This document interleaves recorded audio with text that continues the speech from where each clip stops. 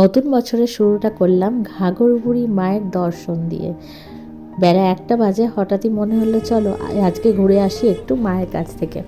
এই প্রথমবার যাচ্ছিলাম আমরা ঘাগরবুড়ি মায়ের দর্শন করতে। 2026-এর প্রথম দিনটা শুরু করলাম আমরা মায়ের দর্শন দিয়ে।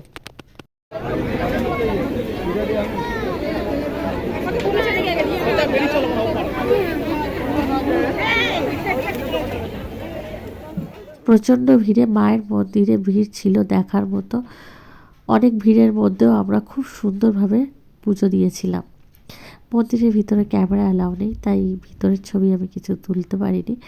আর এই যে পুজো দিয়ে আসার পর আমরা এখানে কিছু ফটো আর ভিডিও তুলি। সেদিন খুবই ভালো লেগেছিল মন্দিরে ঘুরে। আর জায়গাটা সত্যিই খুব সুন্দর। যারা যারা গেছো তারা অবশ্যই কমেন্ট করো, আর যারা যাওনি তারা অবশ্যই একবার ঘুরে এসো।